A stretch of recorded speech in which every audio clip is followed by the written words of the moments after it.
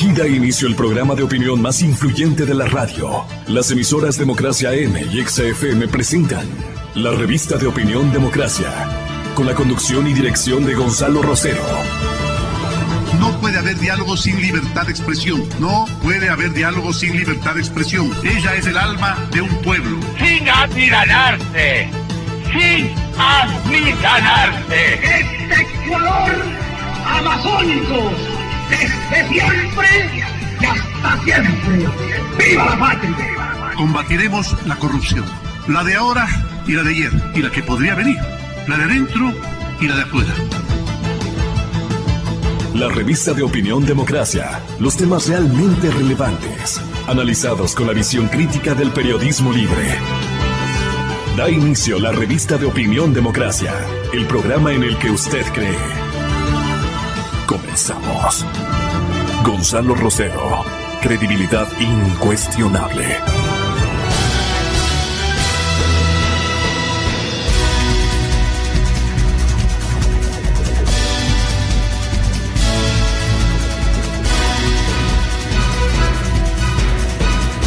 Un fuerte abrazo para todos ustedes, un abrazo gigante para nuestro querido país.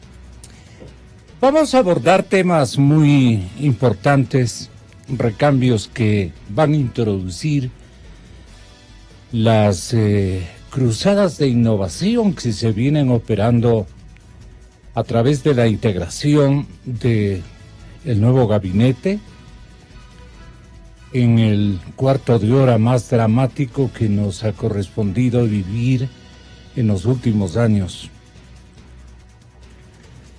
El tema de la delincuencia organizada, en donde la cúspide termina siempre en una organización multinacional que quiere aprovecharse de nuestro país pequeño, pacífico, un poco, si se quiere, antimilitar, revolucionario a la fuerza, con una dispersión, una atomización impresionantemente grande, operado en el seno de la Asamblea, que es el espejo de la vida política nacional. Los partidos políticos, hay una gritona por ahí. Los partidos políticos, señoras y señores, son deliberantes, no son obedientes. La actual Asamblea todavía no cumple su primer año, pero ya tiene resquebrajamientos importantes. Esto es lo que quiero yo hacer conciencia en la población ecuatoriana. A propósito de advertir una fotografía con Mae Montaño de Colorado a lo meramente esmeraldeño, ¿no? La señora Montaño ya no se sintió en clima adecuado, cogió a sus compañeros que no habían sido tomados en cuenta en la cúpula del partido de Guillermo Lasso, creo. Y entonces dijo, vamos a hacer una tienda o instalemos una tiendita aparte, porque aquí como que no están resultando las cosas. Y entonces ayer la señora Montaño abandonó oficialmente las filas de la agrupación, creando oportunidades, por eso se llama Movimiento Creo. Ella acudió al Consejo Nacional Electoral para formalizar su desafiliación de la organización política liderada, ya lo dijimos, por el ex candidato a la presidencia, Guillermo Lasso. Entonces, Javier Montenegro, de la redacción de Expreso, dice, bueno, son deliberantes, no obedientes, y la actual asamblea todavía no cumple su primer año, pero ya tiene resquebrajamientos generalizados. 34 legisladores han dejado el movimiento, por ejemplo, oficialista. 34.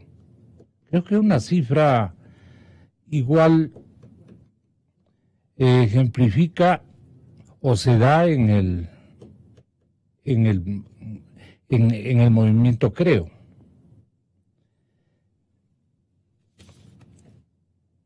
El señor, en la subcrónica El Detalle, se menciona que el vecino Jorge Yunda estuvo cerquita de engrosar la lista del movimiento Creo. ¿Para qué? Creo que para candidatizarse a alcalde de Quito, ¿no? En enero se anunció su salida del país. Pero horas más tarde se negó la renuncia. Han habido una suerte de cataclismos preanunciados que no llegan a tanto. Pero hoy sí. Hoy sí la cosa ha llegado a una atomización impresionantemente grande. Podemos tener con nuestros primeros invitados una respuesta a esta circunstancia. En casa debe aguardar una llamada telefónica el señor alcalde de Guayaquil de parte nuestra. Y justo estoy timbrando allá, dice mi compañero Milton.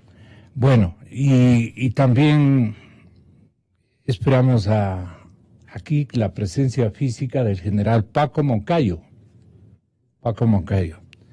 Está a 2 cuadras. Bueno, la primera cita entre el presidente Lenín Moreno y sus nuevos ministros del Interior y Defensa se desarrolló a puerta cerrada. Don Lino Toscanini, ¿quién le conoce? A Lino Costanini. Lino Toscanini, nuevo ministro de Interior. Osvaldo Jarrín, nuevo ministro de la Defensa. Bueno, pues los 2 secretarios de Estado de reciente comparecencia al gabinete. General Moncayo, sea usted bienvenido. Muchas gracias por la presencia de usted. Entonces el señor presidente los escoge a Toscanini. Para la mayor parte de la quiteñidad, Toscanini, esa vieja forma de expresarnos que no quiere ser elocuente ni tampoco despectiva, ¿quién tan será? Se ubica claramente en el pensamiento de los quiteños, porque es una figura muy académica, alejada de toda manifestación o expresión política. No ha tenido una formación, por ejemplo, partidista. Nunca le hemos escuchado al señor Toscanini como un dirigente político alineado o afiliado a alguna organización partidista. No ha habido esa oportunidad. El señor presidente Moreno se ha aficionado de Toscanini, dada su condición no de tamaño, porque es un hombre gigante, impresionantemente grande, y creo que intelectualmente debe tener de lo mismo, inteligencia y porte, que es medio complicado encontrarlo, ¿no? Desde la escuela no encontrábamos un grandote que piense mejor que seguramente nosotros, o nosotros éramos los grandotes también, que puede usted recordar y aludir. Pero entre estas y las otras, yo quería referir estas notas que fueron publicitadas ayer en las redes. Una peleita de panas entre Rafael Correa, las 3 veces que me habló este individuo, le dice a Juan Sebastián Roldán, por la consulta del 2011 fue para quejarse de la pregunta de los toros, el negocio de su familia.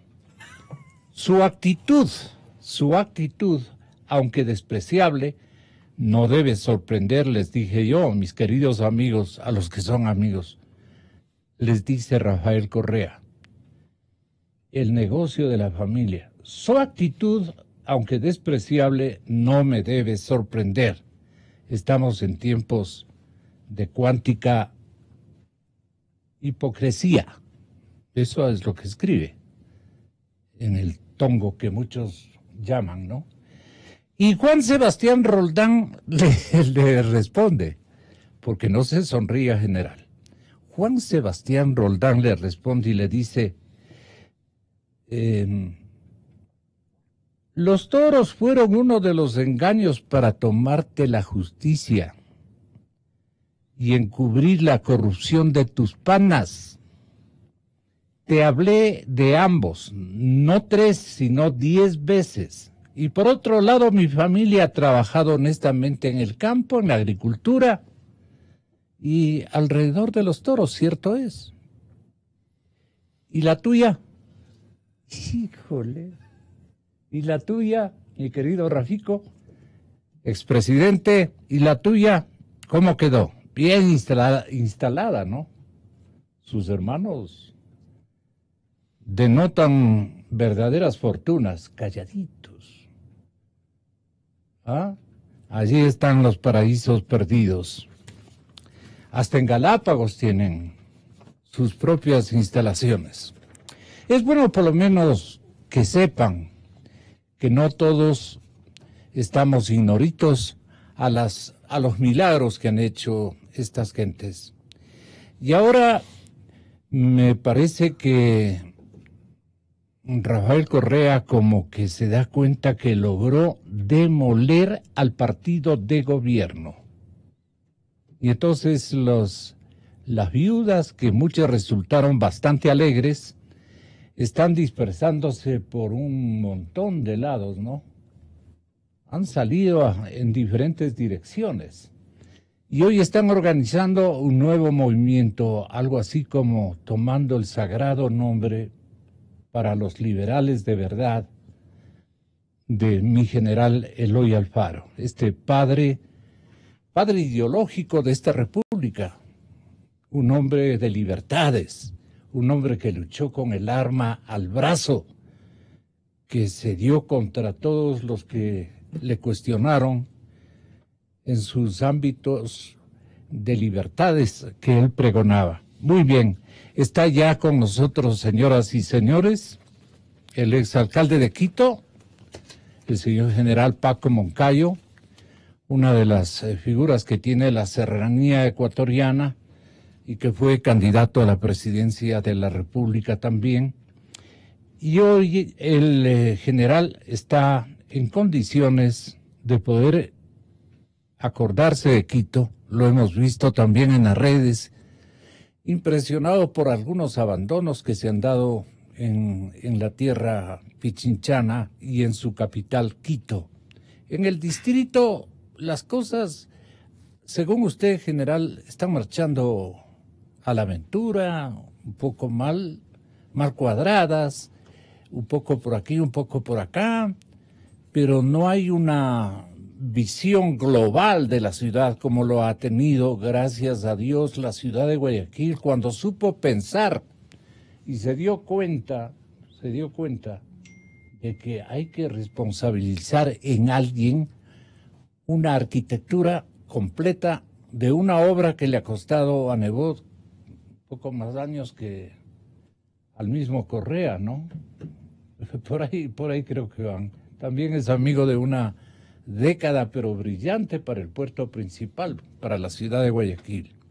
Él estaba estas últimas horas en un compromiso internacional, pero dijo que iba a estar a las 7 en su domicilio particular. Le vamos a perseguir un poquito. General Moncayo, ¿por qué esta preocupación sobre Quito viendo a una Guayaquil tan espléndida, ¿no? Un poco san envidia, diría, la quitenidad suya también tiene que tener un condumio de envidia cuando las cosas, no de envidia malsana, pero sí de apreciar de que esta ciudad merece otras manos para que la elaboren en una época en que si las ciudades no encuentran un gigante que los incorpore al desarrollo, a la visión global de las cosas, está condenada a morir. Y hay muchos ejemplos de esta manera. Estaban en familia Bogotá, y Bogotá es una anarquía impresionante, que me perdone el señor alcalde, que se hizo en una bicicleta. Y de la bicicleta pasó a la alcaldía. Y antes tuvo un alcalde medio MPista, una cosa así, muy radical el tipo, este señor alcalde, que ahora quiere ser presidente de la República y tiene la segunda mayoría dentro de la política partidista de esta Colombia, que también amamos, ¿no? Bueno, mucha lata, general Moncayo. ¿Qué preocupaciones tiene básicamente? Comienzo por esto de la ciudad, antes de entrar al lío grueso, que es este cataclismo que está ocurriendo tanto en la institución armada, que le va a poner orden, que le va a poner espíritu militar, el señor general Jarrín. A propósito, ¿usted se mostró contento por esta designación del nuevo ministro de la Defensa? Sí, la verdad es que es un acierto el presidente de la República. Buenos días, Gonzalo. Buenos días. Un saludo afectuoso a toda la audiencia. El señor general Jarrín es una persona que reúne todas las condiciones para desempeñar de la mejor manera esta función tan delicada y en momentos tan complejos. Bueno, usted se dará cuenta que yo lo conozco desde cadete. He estado con él en algunas ocasiones, especialmente él fue oficial de operaciones en el conflicto del CENEPA, estuvo en mi Estado Mayor. Es un hombre atildado, un estudioso, es una persona honesta. Es un acierto el que se haya designado al general Jarrín. A mi juicio está ese misterio en muy buenas manos.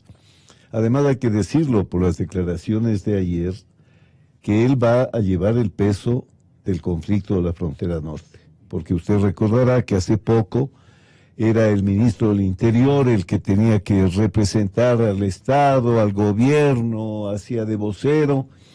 Bueno, ahora está esto en manos de una persona que conoce muy bien de qué se trata el conflicto, cómo enfrentarlo.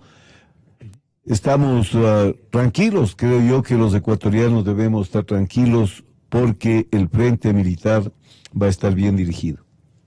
Sí, el ministro de la Defensa, el señor general Jarrín, compañero suyo, obediente suyo en la etapa del CENEPA, gran general, Muy batallador, buen general. inteligente, estratega puro. Muy bien formado académicamente, sí, un hombre de carácter, que es lo que se decía. Ya. ¿Usted cree que es la hora de los hombres de carácter, como decían los antiguos? Mire, el carácter es fundamental Claro. para toda profesión y en todas las edades. Educar el carácter, cuando yo era muchacho había un libro de un señor Fagot, me acuerdo, educar el carácter. Es fundamental para desarrollarse como persona. Educar el carácter quiere decir tener valores, tener principios, vivir una vida adecuada a sus responsabilidades sociales, a sus responsabilidades profesionales. Así es que un hombre, una mujer de carácter da confianza. Sabemos qué podemos esperar de él o de ella. No es un tránsfuga, no es un saltimbanqui, no es una persona superflua. Es bueno tener gente de carácter, oportunistas, vividores, arribistas, parásitos, como hemos visto en los últimos tiempos. Hombres y mujeres de carácter, esos deben ser los líderes. Y de dignidades, ¿no? Por supuesto, De es que van de la mano, claro. ¿no? Así es que por ese lado podemos estar tranquilos. Creo que ha acertado el señor presidente y vamos a observar cambios fundamentales en la política de seguridad y ¿Y de defensa. dónde es oriundo Lino Toscanini? ¿Usted le conocía como veterano en la política Yo nacional? lo conocí en la universidad. Ah, ya. En la Católica, ¿no? En la De Católica, en Guayaquil, me pareció una persona inteligente, afable. Él mismo ha reconocido pues que va a enterarse de estos temas. Esperemos que... Tiene al lado de él un general como Jarrín, entonces no va a estar huérfano, no va a estar huérfano, eso es importante. ¿Qué le hubiera parecido al país? Le pregunto yo a la gente en su presencia, le pido permiso a usted, señor general Moncayo, le pido permiso para decirle a la gente, ¿y qué hubiera sido si es que Jarrín o Moncayo iban a defensa y Jarrín y Moncayo iban a gobierno antes que un académico para complementar una fórmula de gente de carácter. Bueno, esa es una hipótesis. ¿Válida? Hoy estamos válida, por supuesto, no, nadie puede negar la validez de su planteamiento, pero ya estamos frente a una realidad. Tenemos que apoyar esa realidad. Esperemos que el ministro del Interior pronto conozca de los detalles, persona inteligente como es, persona honesta como se le conoce, podrá hacer un buen papel. Yo digo fundamentalmente, ahí hay una relación entre el ministro del Interior, el ministro de Defensa, y ahí hay un hombre en defensa que sabe de lo que se trata. Todavía falta en la estructura destruida por Correa lo fundamental, que es que funcione el Consejo de Seguridad Pública y del Estado, que exista un secretario de ese consejo, que se planifique la seguridad. Este es un país sui generis, no tenemos políticas de Estado, Gonzalo, en ningún país del mundo. El más pequeñito, usted puede pensar que no exista la política nacional de seguridad. Aquí La no la estrategia tenemos. nacional de La seguridad. destruyeron, porque Las el destruyeron. Libro Blanco y otros esfuerzos, Claro. incluso de académicos locales, hicieron posible Pero aquello por con Fuerzas supuesto, Armadas. pero es de que su tiempo. desarmaron con perversidad.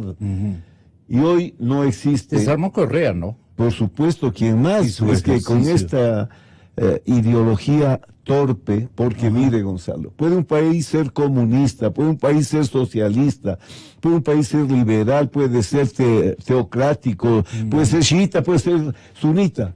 Tienen un sistema de seguridad nacional.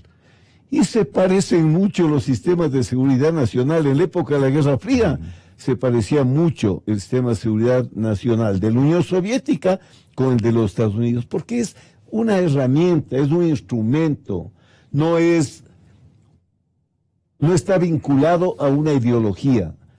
Funciona para la ideología Para de cualquier gobierno que ideología. sea, pero Ya. usted no puede desarmar una estructura de seguridad con torpes afirmaciones de que primero le dan parte al embajador de Estados Unidos y después al presidente, que además la inteligencia estaba cooptada por el imperio, que trabajaba para el imperio. Mire, frente a una amenaza como el crimen organizado, que es transnacional, tiene que haber cooperación con todos los espacios, con todos los sectores. Con un alimentador gigante que es la droga, pues no, es la Créame, organización Gonzalo, criminal más terrorífica que puede haber y la gente no se da cuenta. La gente del Estado ya no toma en cuenta y ahora hemos sentido la ausencia de una normatividad en esa línea. Por supuesto, hoy estamos a tiempo de desandar esta equivocada trayectoria. Mire, esta gente que creía que lo sabía todo, que porque han pasado por alguna maestría en alguna universidad leyendo algo de seguridad y eran los genios de la seguridad, pero con una carga de odiosidad hacia las Fuerzas Armadas, hacia un sistema de seguridad, vinieron a desarmarlo, lo desarmaron. Y lo que hemos sufrido es culpa de eso. ¿Y por qué las Fuerzas Armadas, si yo no me canso de preguntar, a cuántas generaciones, por lo menos a unas 5 generaciones de la institución militar cupularmente hablando, ¿por qué un poeta les hizo caer los pantalones de militares férreos, como nos demostraron en el CENEPA? ¿Por qué este acontecimiento político de invasión ultrista se produce luego de que las Fuerzas Armadas nos dieron la moral, el aliento, el ejemplar mérito del CENEPA? Vienen y caen con estos aparentes gallos, pero con una alevosía impresionante. Un pequeño va y hace lo que quiere en la Recoleta. Oiga, créame que el poeta Ponce fue el menos malo de los ministros. ¿Cuál fue el más? No, pues ahí tuvo usted Una al secuencia. señor Cordero, la señora El que María está ahora en el Fernanda. gabinete de Moreno, claro, es coideario. Claro, o sea, mire, había una intención de destruir a las Fuerzas Armadas. fue tan bien maquinada que desde en la Constitución le pusieron que exclusivamente puede dedicarse a temas de defensa internacional. Después cambiaron la Constitución. Bueno, ha habido una maquinación larga, ya esto está superado, esperemos que las cosas comiencen a funcionar, el país necesita funcionar, estamos bajo amenaza, no podemos negar la existencia de esta amenaza, debemos comenzar a trabajar en serio. Y en línea de cohesión. Pero por supuesto, los ecuatorianos siempre hemos estado juntos para enfrentar amenazas graves. Esta es una amenaza grave, tenemos que estar juntos. No tenemos que usar de estos temas para la politiquería. Pero a los causantes anteriores, a los autores anteriores de esta dispersión, o por lo menos de este amontonamiento a favor de una causa que no nos ha llevado a ninguna parte, ni en lo económico, ni en lo político, ni en lo de libertades y en las garantías de seguridad que usted bien hace en formularlas. No nos ha llevado a ninguna parte, más bien nos han dividido y estamos silenciosamente polarizados. Esta es la verdad y tenemos la necesidad de un nuevo liderazgo que se está imponiendo en solitario, espontáneamente quiero significar, se está consolidando. Y eso se ve en el mismo alcalde de Guayaquil para su área, en el mismo exalcalde de Quito y seguramente el pueblo de esta ilustre ciudad le pueda devolver a un Paco Moncayo la seguridad de una elección para que le regente en estos próximos años. Pero el discurso atinado es el que expresó ayer Osvaldo Jarrín, que le pasamos a escuchar. La realidad es que nuestra patria necesita de protección ante numerosos cobardes atentados que han significado el costo de la vida y de la libertad de insignes ecuatorianos en el cumplimiento de su deber profesional. Por esta razón creo que la confianza está en las Fuerzas Armadas porque son responsables de la soberanía nacional. Porque las Fuerzas Armadas harán respetar al territorio nacional, harán respetar la vida, la tranquilidad, la estabilidad de la nación ecuatoriana en todos los momentos de su convivir, porque cada uno de los ecuatorianos necesita ambiente propicio para su autorrealización y para una vida colectiva de paz, de seguridad y prosperidad. No permitiremos, por tanto, que se atente contra los ámbitos, contra los espacios, contra la infraestructura estratégica, contra la propiedad y contra el patrimonio nacional, porque son los elementos consustanciales para la sobrevivencia, para la prosperidad y el progreso de la nación ecuatoriana. Por esta razón, debo decir con absoluta entereza que me siento realmente muy motivado y muy seguro de poder liderar este proyecto colectivo que significa la defensa nacional. Y digo así porque no es exclusivamente de las Fuerzas Armadas y de la defensa que vamos a preocuparnos. ¿Qué piensa? Podríamos preguntarle, señor general Jarrín, ¿qué piensa usted del Guacho? El señor general Jarrín diría adefesios, porque más o menos eso es lo que le interpreto yo a lo Serrano. A lo Serrano interpreto, ese no es el problema del Ecuador, el problema es mucho más hondo, mucho más profundo. Este es un personaje de miedo, sí, de miedo, audaz, terriblemente miedoso. El problema es el entorno, el apoyo, él es simplemente un fusilero que está por allí esperando que no se entren a la selva ni le invadan la ruta en que ha venido desenvolviéndose el tráfico de la droga. Usted podría, aparte de esta graficación, si es que naturalmente está de acuerdo, graficarnos mejor como un militar Mire, Gonzalo, de campo de batalla, pues un Paco Moncayo. Mire, Gonzalo, este tema viene de atrás. No voy a referirme muy atrás. Pero en el 2016, la Oficina de las Naciones Unidas para el Combate a la Droga, UNODC, publicó un informe demostrando que en el departamento de Nariño se había incrementado en un 52% el hectareaje de siembra de la coca. 2016. El mismo año 2016, el Departamento de Estado de los Estados Unidos, en su informe dijo que en el territorio ecuatoriano están operando el cártel de Sinaloa, el cártel del Golfo y los Zetas en el territorio ecuatoriano. Que de Guayaquil y de Manta sale la coca hacia los mercados de Estados Unidos, de Europa. Que desde el Ecuador sale la heroína por avión o por correo a los mercados de afuera. Dice el informe que ni las Fuerzas Armadas, ni la policía, ni la función judicial cuentan con los recursos necesarios para combatir esta grave amenaza.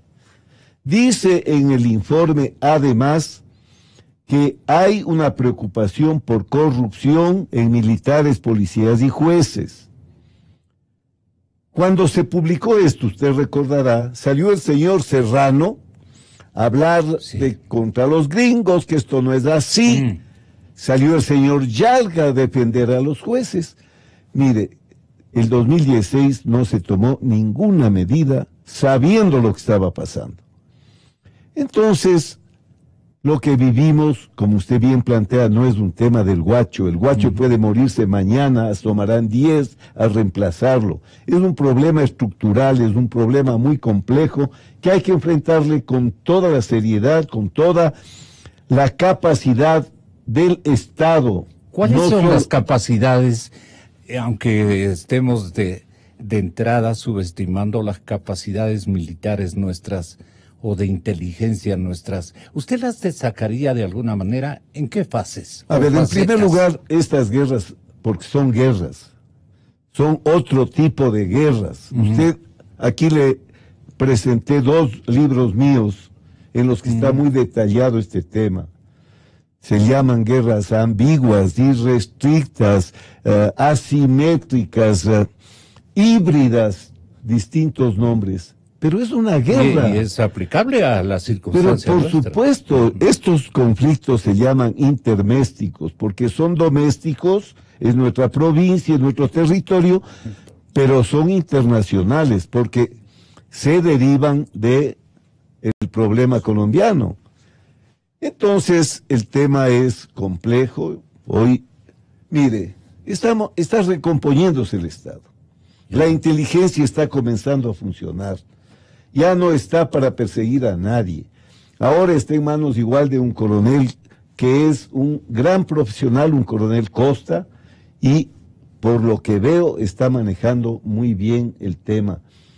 Seamos optimistas, tenemos un buen ministro de Defensa, tenemos un buen director nacional de inteligencia, tenemos unas buenas Fuerzas Armadas a las que habrá que entregarles nuevos equipos, fusiles, lo que sea, pero tenemos unas buenas Fuerzas Armadas. ¿Qué tipo de armamentos requerimos para esta lucha? Mire, felizmente para esta lucha no se necesita grandes inversiones, no necesita usted corbetas, fragatas, aviones supersónicos. No, pues. No, más bien usted helicópteros, lo que necesita fundamentalmente de este tipo, y sobre todo guerra electrónica. Guerra electrónica es lo fundamental. ¿En qué consiste la guerra electrónica? Estamos en un siglo en el que todo se hace a través de las redes. Entonces usted, para hacer inteligencia, por ejemplo, tiene que acudir a las fuentes abiertas y saber cómo funcionan las redes, a través de las redes obtener información que se convierta en inteligencia. Tenemos la inteligencia de señales, se necesita satélites, sensores. General, la plata dedicada a esto, más bien se gastaron en la inteligencia correísta, pues. No, oiga, han hecho horrores. Ahora verá, aquí viene el que tema sigue funcionando además. Aquí viene la cooperación con los Estados Unidos, con España, con Brasil. Exactamente. Que tienen recursos de tecnología especialmente que van a ser muy útiles para nuestra policía, para nuestras Fuerzas Armadas. El caso es que se maneje todo profesionalmente, no se improvise y peor no se ponga la seguridad del país en peligro por temas ideológicos, por compartir ideologías caducas, obsoletas, que quisieron ponerlas de moda en el siglo XXI. Esto es lo esencial. Veo que las cosas están marchando bien. No estamos tampoco en situación de levantar las manos, qué miedo, no. Tenemos organismos de seguridad competentes, ahora van a estar bien manejados. No hay que... El objetivo del crimen organizado es paralizarnos por el miedo. Claro. Nosotros no vamos a caer en eso. Ahora, ojo, hay una proliferación tan grande de amenazas de bomba y otras cosas. Lo dijo el propio fiscal de Colombia. Eso no es atribuible al Guacho. Es que usted hace un estudio de las capacidades estratégicas del Guacho, va a ver que eso no es así. Dijo el fiscal de Colombia que detrás del Guacho está el cártel de Sinaloa. Y también detrás del Guacho, del cártel de Sinaloa, pueden haber politiqueros que quieran desestabilizar al gobierno y que estén aportando a crear el caos y la zozobra. Dicen que es el Jalisco Nueva Generación, ¿no? El mexicano. Bueno, ese es otro cártel también. Mire, por este lado, la amenaza no es siquiera para el Ecuador, es una amenaza global. Por eso es que la seguridad tiene que ser cooperativa, tiene que ser con el aporte de otros estados, porque si la amenaza es transnacional, la respuesta tiene que ser transnacional, es apenas obvio, ¿no es cierto? General Moncayo, el tema es que Colombia no ha sido un vecino muy confiable, que digamos, para nosotros. Yo le he hecho un seguimiento.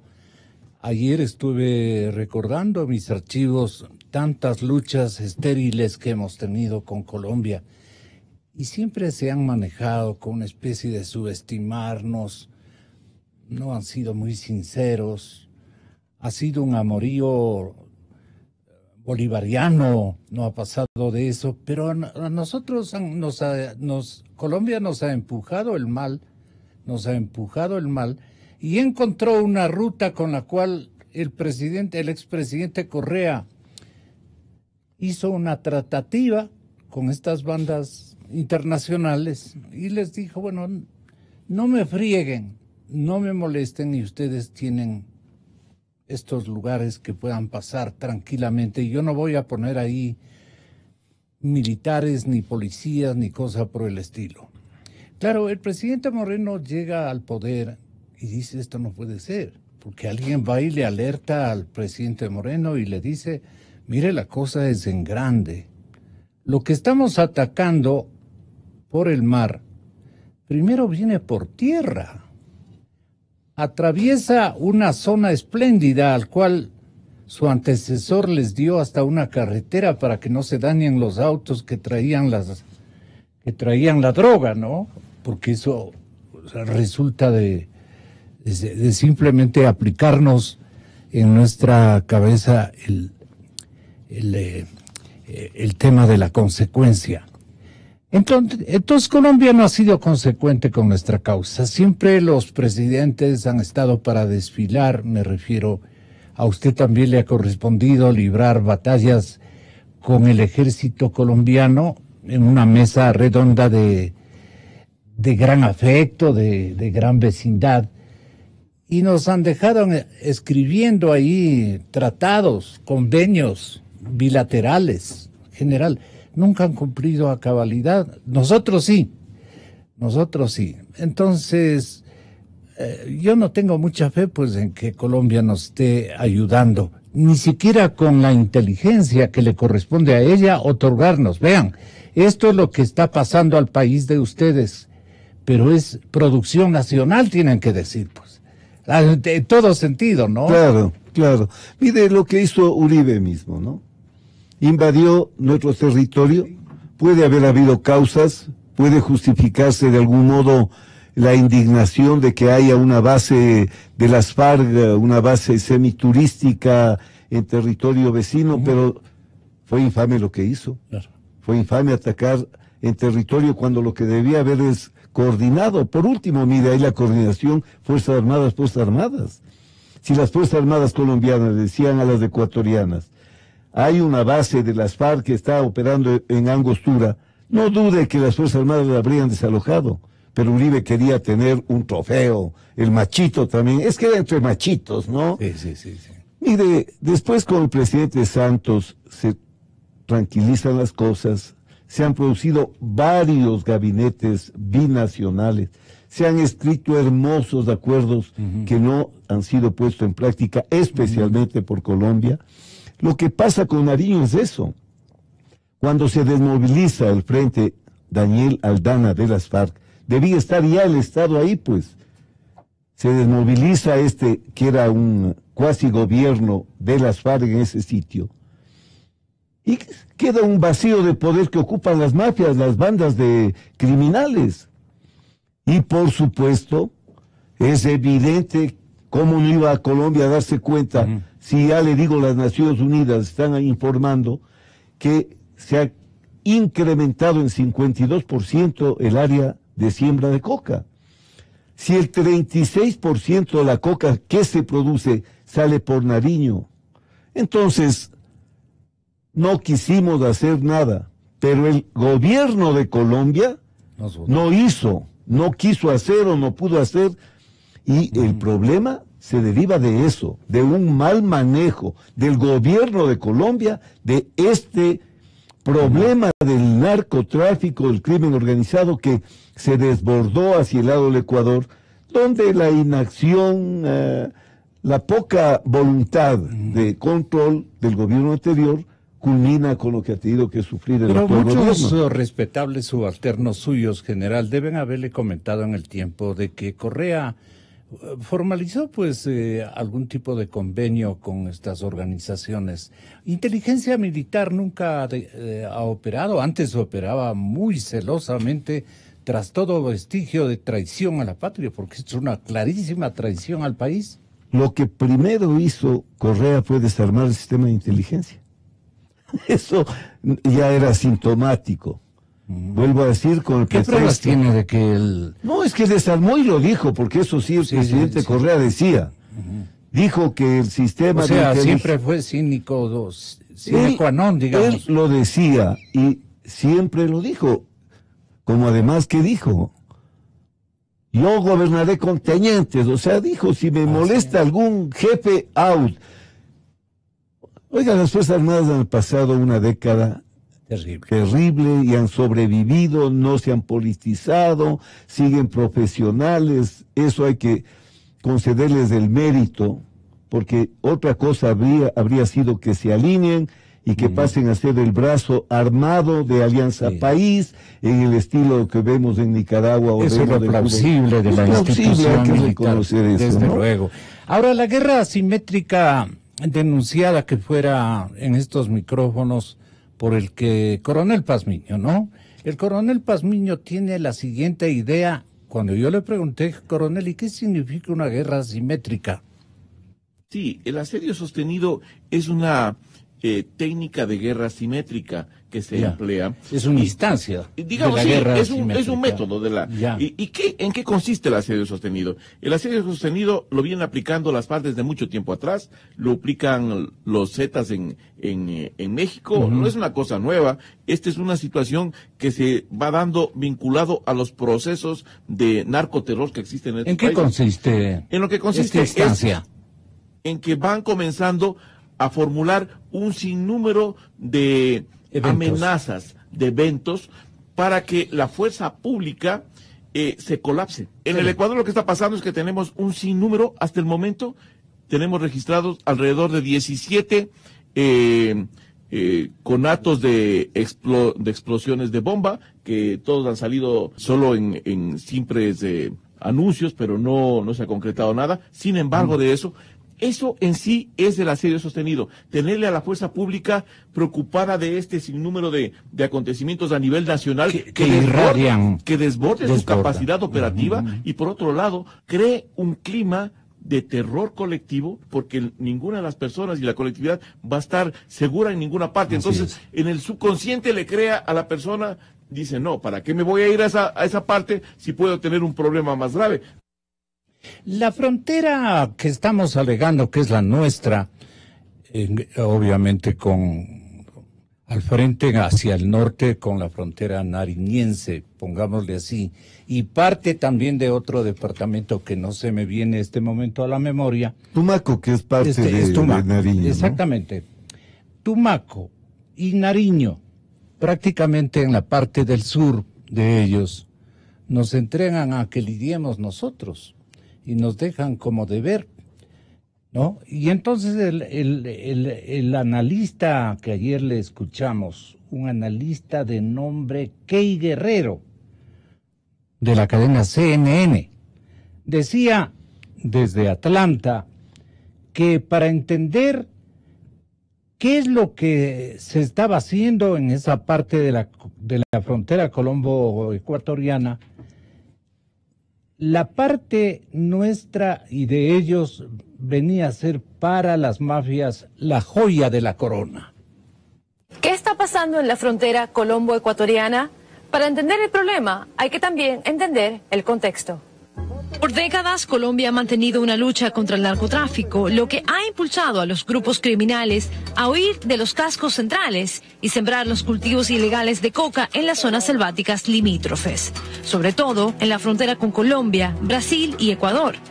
También hay cultivos en la frontera con Panamá, pero la proliferación en las otras áreas es mayor. Según el último reporte de la Oficina de las Naciones Unidas contra la Droga y el Delito, los cultivos de coca en Colombia han aumentado en un 52%, de 96.000 hectáreas en 2015 a 146.000 hectáreas en 2016. Este dato es clave para entender por qué la frontera colombo-ecuatoriana se considera la joya de la corona para los grupos delictivos. Primero, Ecuador limita con los departamentos colombianos de Nariño y Putumayo, las zonas que concentran la mayoría de los cultivos de coca del país, unas 69.000 hectáreas. Cada hectárea, han dicho las autoridades, produce 1 kilo de cocaína para un total de 69 toneladas, y cada tonelada genera unos 5.000 millones de dólares. La línea fronteriza colombo-ecuatoriana también es parte del Corredor del Pacífico, una poderosa ruta de tráfico de droga con línea marítima directa a América del Norte y a Europa, que trafica más de 140 toneladas de cocaína anualmente. En este corredor, cada grupo criminal opera como una empresa multinacional, con supervisión de gastos y estrategias logísticas. ¿Qué significa esto? Que también buscan reducir costos y maximizar ganancias. 1 kilogramo de coca producido en esta área se vende en Ecuador en unos $1.900. Si esa droga logra llegar al punto final en España, por ejemplo, ese mismo kilogramo podría venderse en unos $37.000. Si el cargamento llega a Asia, podría venderse en unos $100.000. Pero ¿quiénes serían las bandas delictivas que estarían exportando esta droga? Según las autoridades ecuatorianas, hay 9 grupos con capacidad en la zona.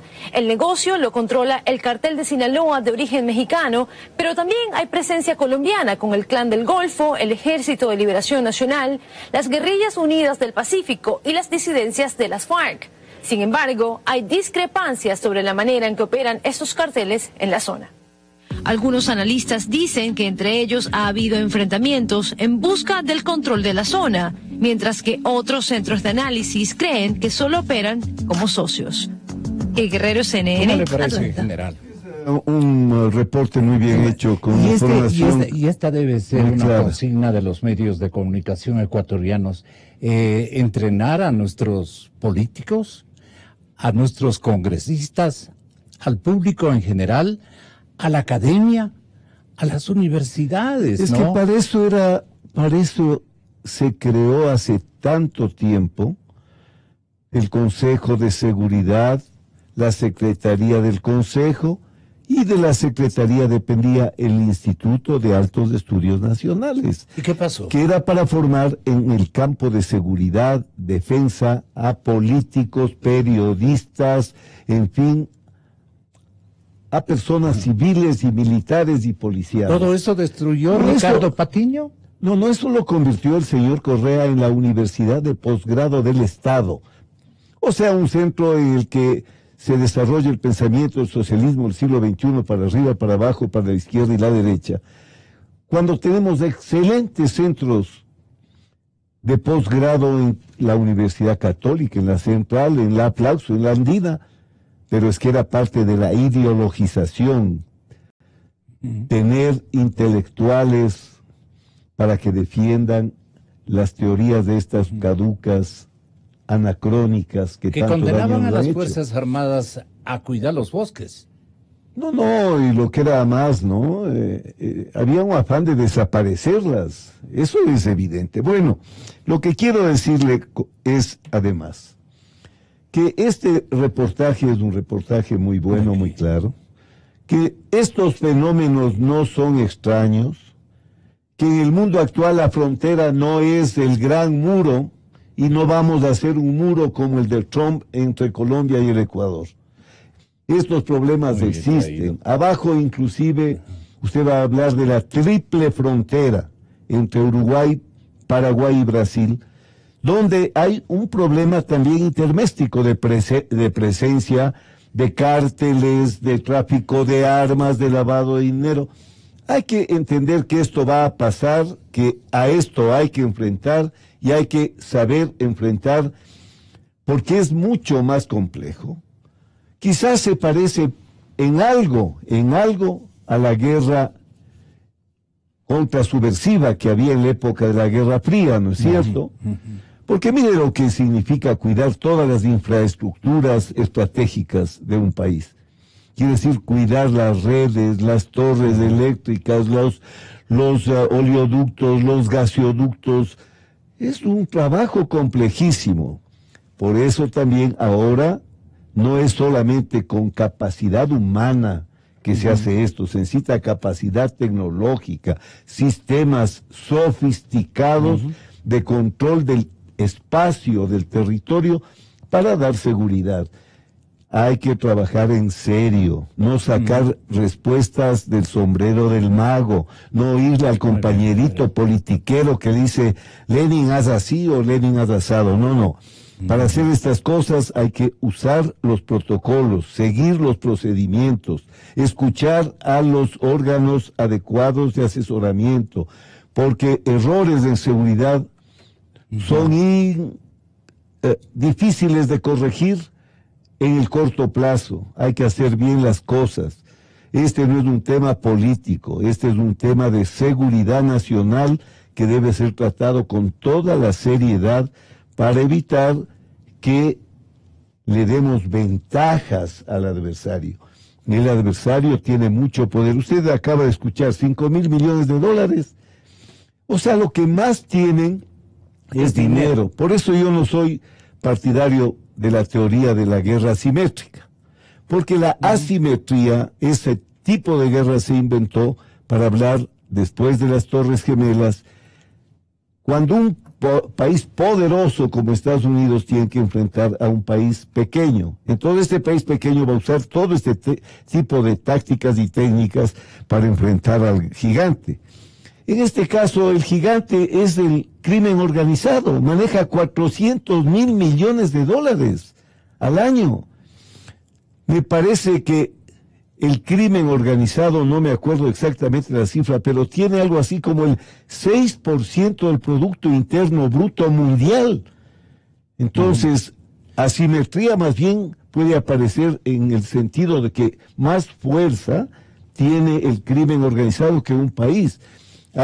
Por eso hoy se usa más esto de guerras híbridas.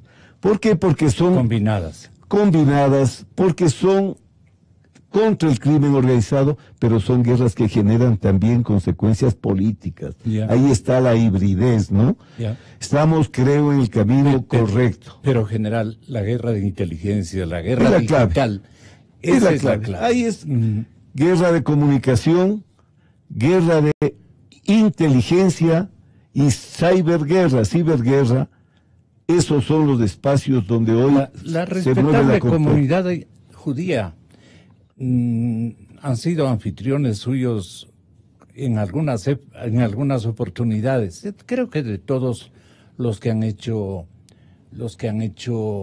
digamos, liderazgo militar en diferentes épocas. Pero en esos viajes de ustedes, allí les hacen conocer que Israel sobrevive exclusivamente con el talento, la técnica y obviamente la parte esta asimétrica se puede vencer a través de lo mismo. Claro, es que, mire, yo fui agregado de defensa de Israel. Por eso le pregunto. Claro, tuve la suerte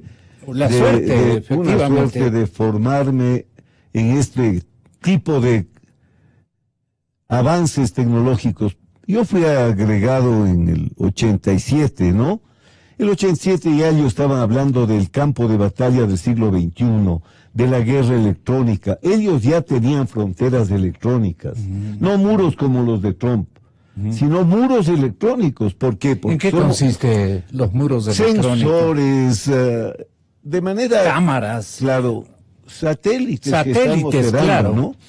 De modo que como son un país tan pequeñito, ellos no podían darse el lujo de dejar que les ataquen para volver a lo de la guerra de Yom Kippur, a la guerra de los 6 días. No, ahora ellos inventaron la guerra preventiva.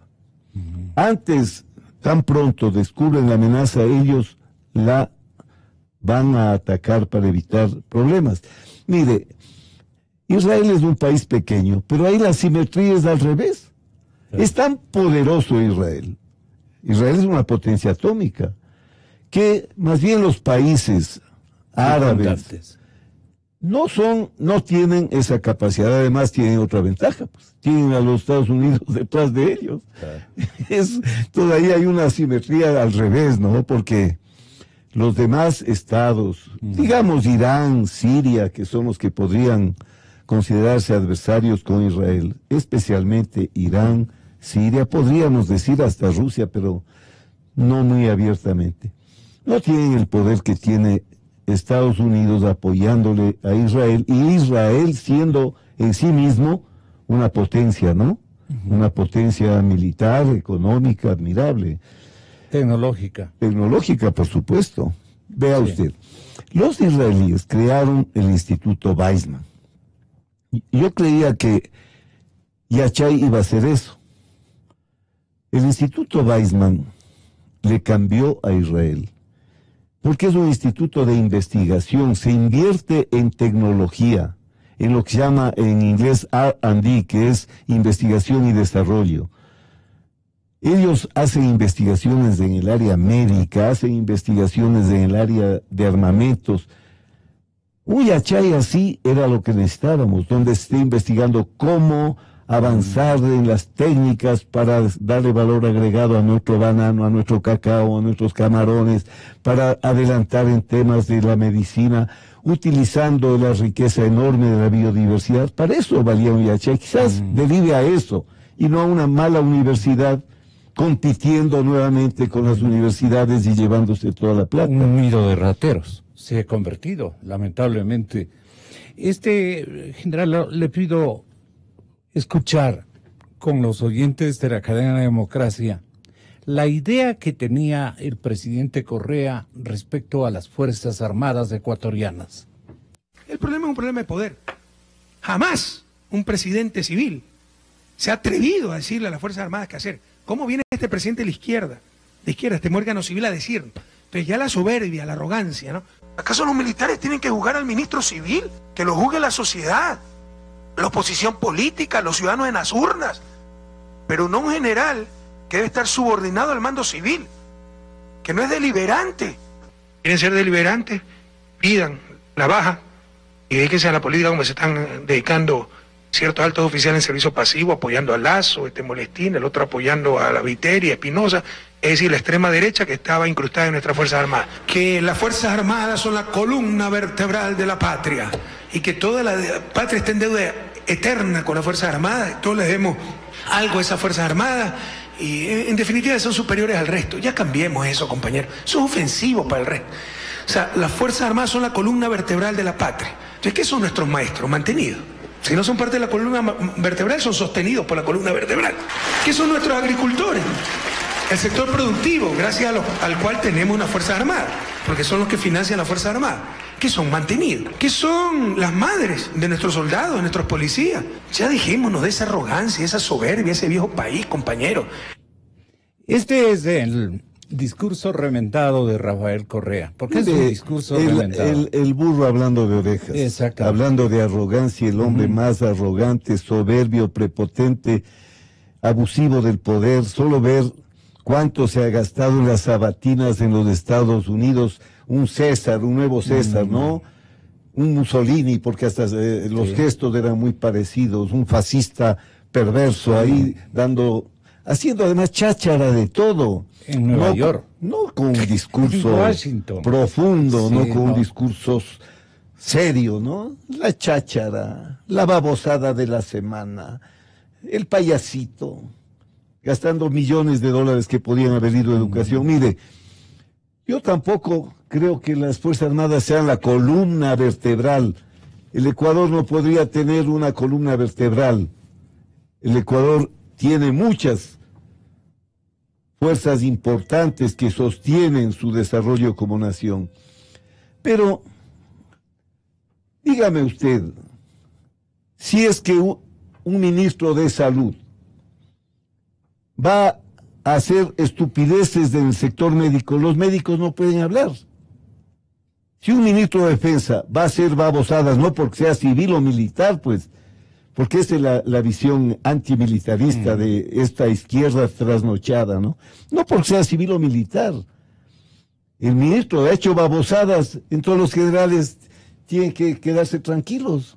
Vea los argumentos tan espurios de ese discurso miserable y populista que acabamos de oír.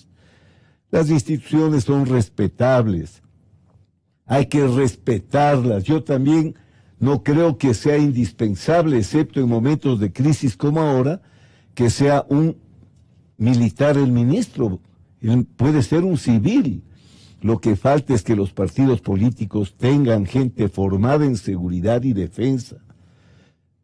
Si va vea, cuando le nombraron a la señora Bachelet ministra de Defensa en Chile, ella tenía 6 años de educación superior en seguridad. No era por ser mujer, por ser feminista, por ser socialista, no, era porque era experta. Qué bueno sería que tengamos políticos expertos en seguridad, en defensa, de manera que no sea necesario que esté ahí un general. Pero ¿por qué no puede estar un general? Si esto es una democracia. Un presidente puede nombrar un militar en servicio pasivo, un político. Pero que le responda. Pero que responda, que sepa de lo que se trata. Un discurso realmente de lo peor. Y nombrando a las mamacitas de los militares. O sea, populismo, discurso superfluo para causar daño. Eso es lo que... acomplejado, ¿no? Por supuesto, con una cantidad de traumas que no sé por qué ni de dónde puedan haber salido. Las Fuerzas Armadas ecuatorianas son una institución fundamental del Estado. Como son las de Francia, las de China, las de Rusia, las de Bielorrusia, sus amigos íntimos de él o los de Irán. Son instituciones indispensables dentro de la lógica jurídica de un sistema internacional en el cual no existe un derecho, un legislador, unos jueces obligatorios, donde la soberanía tiene que ser protegida desde adentro, porque no hay nadie, disculpen esta frase tan nuestra, no hay nadie que le dé defendiendo. Por eso hay Fuerzas Armadas. Ahora, claro, en el marxismo-leninismo, las Fuerzas Armadas tienen que ser un brazo del partido de gobierno. Como ellos no lograron eso, hay el resentimiento en contra de la institución. Si es que las Fuerzas Armadas hubiesen comenzado cada día gritando socialismo, patria o muerte, habría sido que maravilla, son la columna vertebral. Como en Venezuela. Entonces, no nos engañemos, aprendamos a decir las cosas como son, sin maquillarlas.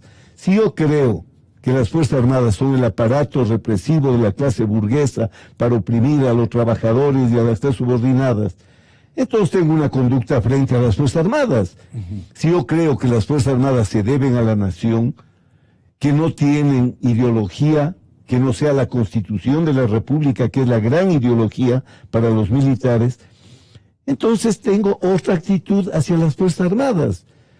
Entonces usted no puede admirarse de que Patiño haya tenido la actitud que tuvo, pues, porque tienen el viejo catecismo metido en sus entrañas, no en su subconsciente. No se pueden salir de esto, no han llegado al siglo XXI, no han pasado de la revolución industrial y de la ideología de la revolución industrial. El marxismo. Eso es. No el marxismo siquiera. Porque el marxismo es respetable. Muy respetable. Es una concepción tan transparente del mundo, de la economía. Estas aplicaciones completamente fuera de realidad. Mire, el propio Marx decía pues que el molino de mano daba lugar a la sociedad feudal, que el molino de vapor a la sociedad industrial. Estamos en el siglo XXI, en la sociedad del conocimiento, cuando el pensamiento, el conocimiento de la materia prima con la que se logró imponer. Entonces hay que pensar, hasta si quieren pensar marxistamente, en el siglo XXI. Hasta para formar a los hijos tenemos que pensar de esa manera. Pues. No puede quedarse... Cásate con la tecnología, ciudadano. Por supuesto, no puede quedarse padre, ¿no? atorado en un pasado de 2 siglos atrás, de un desarrollo industrial que fue lo que vivió Marx, de lo que vio Marx, de lo que escribió Marx, lo que le llevó a Marx a las conclusiones que llegó, que vieron la Revolución de París y de eso sacaron la conclusión de que podía haber un gobierno que terminó no siendo dictadura del proletariado, sino de un partido que envejeció, se corrompió y terminó farreándose a la Unión Soviética. Esa es la verdad, hay que decir las cosas como son. Me encantó el Paco Moncayo de esta mañana. Muchas gracias, general. Gracias a usted. Buenos días. Te abrazamos fuerte, Ecuador. En los días más difíciles, aquí seguimos. Recordaremos con honor a quienes ya no están. Rechazamos con firmeza a los asesinos. Rechazamos las circunstancias, aquellas que fueron creadas por quienes te traicionaron, por defender sus ideas, su proyecto. Abrazamos el silencio para escuchar esperanza. Te abrazamos fuerte, Ecuador. Aquí seguiremos, buscando la verdad. Exa FM y Democracia AM.